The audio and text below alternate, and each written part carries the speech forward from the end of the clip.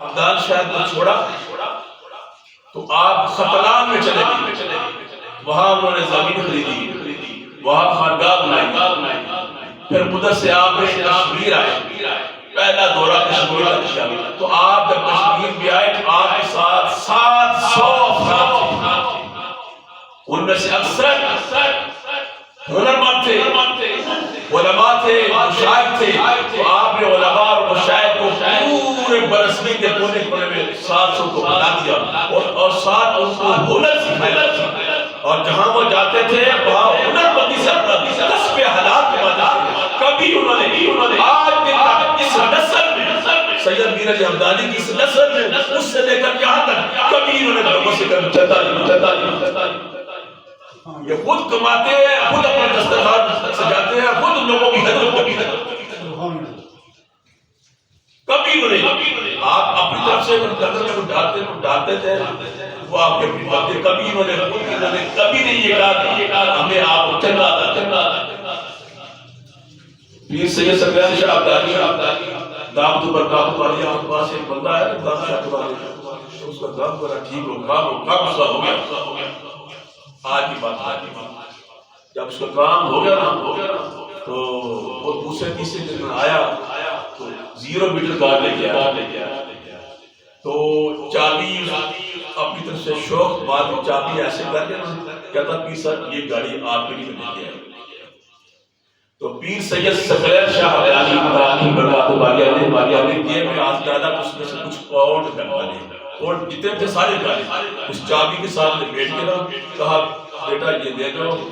ہم لینے والے نہیں، ہمارے باؤ حضرات نے ہمیں دینے والا ہے، ہم دینے والے، اگر ضرورت جب پڑے تو جب پڑے خاطرہ اور اس ساری نسل میں آپ دیکھیں میں نے اپنی ساری زندگی میں ایسا کمال کہیں نہیں دیکھا، اسی نسل میں ان کے والد بڑیار میں جا رہے اپنے آدمیوں کے گھر میں گیا، یہ جنگلات میں کام کرتا تھا، اس کو تنخواہ نہیں ملی تو کہا چلو شاہ صاحب سے پیسے لیتے ہیں، گھر میں گئے تو انہوں نے پتہ چلا کہ وہ بڑیار میں گیا، وہ پھر بڑیار میں پیچھے چلا، ان کا بیٹا افضل شاہ دامت برکات وہ بھی ساتھی، تو جب وہ وہاں بڑیار میں ملے کہنے لگے کہ میں ملازم تنخواہ نہیں ملی، گھر جانا ہے، پیسے نہیں ہے، پیسے کی ضرورت ہے، یہ گاڑی 1980 سے پہلے، تو ان کے والد محترم نے آج دادا سارے پیسے نکالے تو 75 روپے اس کی تنخواہ نہیں تھی، 75 روپے تو بس سارے کہتے جا رہا ہوں میرے پاس ہے نہیں، یہی لے لو گزارا کر دو۔ یعنی یہ سادات، یہ سید شاہ، یہ خاندان ایسا ہے کبھی کسی لوگ کے پاس آیا تو آیا بھی نہیں ہوتا۔ بابا فتح اللہ رحمۃ اللہ کا سوریہ تھا کہ آپ کپڑا بنتے تھے تو آپ کی وصیت تھی تو گلہ اکٹھا ہوتا رہتا، جو شخص آیا بابا جی گھر میں دانے نہیں آٹا نہیں، تو آپ بچوں کو کہتے ہیں یار اس کو بھی بولی دے دو، اس کو بھی تھوڑا دے دو، تھوڑا دے دو، اس کو بھی دے دو، خالی ہاتھ گھر میں لوایا، خالی ہاتھ واپس انہوں نے کچھ نوازا تو میرے کبیر سید علی حمدانی رحمۃ اللہ علیہ کتنی دولت تھی آپ کے، کتنی دولت، اور ابار مساکین کو تقسیم کر دی۔ پہلی دفعہ ہے اس طرح کشمیر میں آئے، انہوں نے اپنا ڈیرا سری نگر دریائے جہلم کے کنارے سری نگر، انہوں نے وہاں ارشد والا ایک خانقاہ تعمیر